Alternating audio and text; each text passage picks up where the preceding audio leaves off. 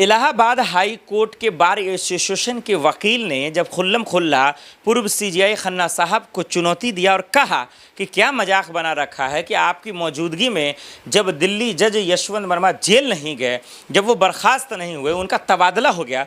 ये my Lord, ये कैसा इंसाफ है, ये कैसा अन्याय है कि एक जज के बंगले में 500 की नोटों की गड्डी जलती है और आप खामोश हैं, आप चुप हैं।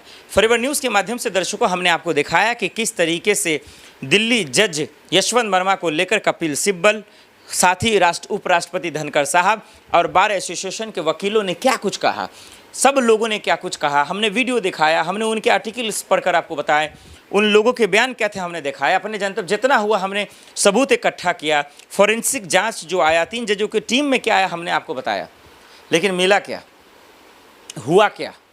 क्या दिल्ली जज यशवंत वर्मा का कुछ हुआ? उनका तबादला भी हो गया, हाई कोर्ट चले गए, उनके बार एसोसिएशन ने विरोध किया, तमाम हाई कोर्ट के बार एसोसिएशन ने चिट्ठी लिखी जैसा कि वो वकील साहब कह रहे हैं। लेकिन उसके बावजूद क्या हुआ? कुछ नहीं हुआ दर्शकों। अब तक वो बचा हुआ है, अब तक वो जज पे कोई कार्रवाई नहीं हुआ। हमने वकीलों से पूछताछ की, हमने वकीलों से समझने की कोशिश की, क्या कोई जज पे कोई जेल जा सकता है, क्या कोई जज गिरफ्तार हो सकता है, क्या कोई जज सच को उगल सकता है।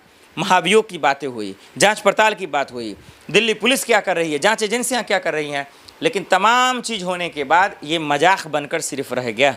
आज हम इस वीडियो में आपको बता सकते हैं कि सीजेआई गवाही साहब को क्या करना है या क्या कर सकते हैं। हम आपको बता सकते हैं कि कपिल सिब्बल जो कह रहे हैं क्या वो जेन्युइन बात कह रहे हैं या एक मजाक है।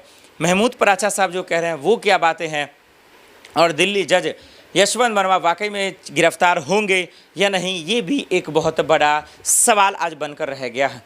दिल्ली हमारा आप जानते हैं कि दिल्ली में बीजेपी की सरकार है, 1 नहीं 2 नहीं 3 ट्रिपल सरकार है। एमसीडी में भी वो है, मेन सरकार में वो है, सेंट्रल में भी वो है। लेकिन इसके बावजूद सीएम रेखा का हम जान रहे हैं वो दरअसल जो है माया महल बनाने में लगी हुई हैं। और दिल्ली जज यशवंत वर्मा जो अब तो तबादला हो गया, इन भाई साहब का कोई कुछ बिगाड़ ही नहीं पा रहा।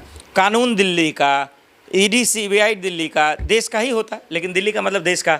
लेकिन यूँ कहीं कहीं का भी कह लो कोई फ़र्क ही नहीं पड़ता, इन लोगों पे कोई कार्रवाई नहीं होती। पता नहीं ये कौन प्राणी है, क्या ये आसमान से आए हैं जज साहब, क्या ये चांद से उतर कर आए हैं, क्या इस धरती के नहीं है, मेरे समझ ही में नहीं आता। भाई आपके पास सबूत है, जज साहब कह रहे हैं कार्रवाई करें, पूर्व सीजेआई खन्ना साहब कह चुके हैं, बार एसोसिएशन के वकील कह चुके हैं, सुप्रीम कोर्ट के वरिष्ठ वकील कपिल सिब्बल साहब कह चुके हैं, छोड़ दीजिए उपराष्ट्रपति धनखड़ साहब कह चुके हैं, इन पर कार्रवाई कीजिए, एफआईआर दर्ज कीजिए, निष्पक्ष जांच कीजिए, जेल में डालिए। कोई कुछ बोल ही नहीं रहा, कोई कुछ हो ही नहीं रहा। क्या ये ढीठ हैं? क्या यशवंत वर्मा साहब तोप हैं?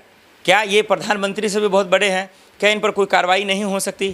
क्या ये सलाखों के पीछे नहीं जा सकते? आखिर इतना फैसला आ चुका, इतना न्याय आ चुका, इतने आदेश आ चुके, लेकिन ये अब तक गिरफ्तार नहीं हुए। ये इतना शर्म की बात है दर्शकों जो हमारा आप देख रहे हैं।